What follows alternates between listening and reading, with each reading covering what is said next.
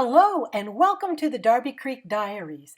I'm Gail Thompson and today I am part of a hop that we're going to cover clean and simple cards, and that's one of the hardest cards for me. We are having a giveaway. I'll talk about that in a bit, but I wanted to talk about clean and simple cards for a minute. They are hard for me because they use lots of blank space. They're only one layer and there are either no or minimal embellishments. So you have zero room for error, no way to cover up the little ink spots and things. So to me, they're anything but simple. I like to do techniques, and there aren't very many that you can do on clean and simple cards. There are some, and you'll get a different definition from probably everybody you talk to. I'm starting with a 110-pound card base, and I'm going to take it from there. I don't make many Valentines, so I'm just kind of going through what I have. I will have all the supplies listed below for you, but I got out my wonky hearts from Cat Scrappiness and die cut the middle one out of holographic cardstock. And now I'm going to give that cardstock a little bit of texture. It's kind of cheating, but pretty much everybody cheats on their clean and simple cards. And look, the embossing folder added this cool texture. It's really neat. If you don't have that cardstock, I recommend getting some. In order to keep it a one-layer card-ish, I'm just going to add texture and run this through my die cutter with an embossing pad underneath and give it a little bit of something, because you want to keep a lot of white space on the cards. So I'm fiddling around trying to decide what to do, and I decide that I want to add color to that biggest heart. I happen to have accidentally cut out one of those hearts on my first pass through the machine, so I'm going to use that as a mask to stamp onto my card. I'm using pixie spray, which I normally would not spray indoors, but you want to give it brief mists and then let it dry for a minute, and then it'll be tacky and it will seal very well, but it is only a temporary seal, so you can get it back off. I did want to mention that this is a giveaway hop. I'm giving away a $25 gift certificate to any legitimate craft store. And this is open internationally. Just give me a comment below and tell me where you're from. I'm inking up the Starry Night background from Hero Arts.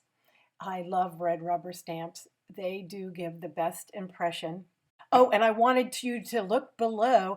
The top of my description box will tell you who the next hopper is. Please show them some love. And it'll also do the rest of the details about the giveaway.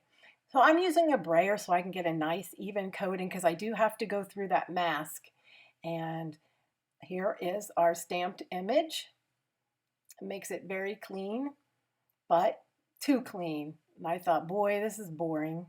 So I am carefully and not without fear putting a black line around the outside of this heart. And of course I bigger it up in a place, but I'm just using a fine line permanent black pen.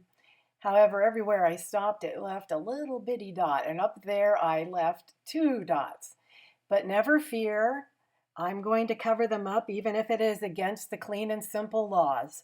We'll get it fixed. I could have covered it with white pigment ink probably, but I didn't need to. I'm just gonna fix it my own way here in a second. So that does make the heart stand out, I think, a lot better. Now it's time to position things, and I hem and haw on that. I did a sentiment strip that just says Happy Valentine's Day, very simple. And I'm going to lay out my hearts. I couldn't decide whether or not to do the prism on the red heart too, but I decided less was more. I don't know. Oh, by the way, I wanted to wish everyone a happy and healthy 2021. It's so good to have 2020 in our rearview mirror. I'm gluing down the sentiment strip, which I'm putting underneath the hearts. And I'm using my favorite glue, which is art glitter glue. I hope you'll decide to subscribe and ring that bell for any new posts. I have, I think, about 100 videos with all kinds of techniques. Very few are duplicates. And I would love to have you join me. I couldn't stand it. I had to add another heart to the stack, you know, the rule of threes or the rule of unevens. And so I just used more of the holographic paper, and I'm using a corner rounder to kind of give a little shape to the card. Here is our finished project. I hope you will try it out and have a happy Valentine's Day as well as a happy New Year. Don't forget to comment below for the giveaway, and we will have the drawing. I believe it's the 17th. All the information is below. I hope you'll like, subscribe, and that you will tell a friend and explore my playlist. There are tons of things there, and I'm going to leave a couple here to share with you. From here at Darby Creek, you have a great day. Bye-bye.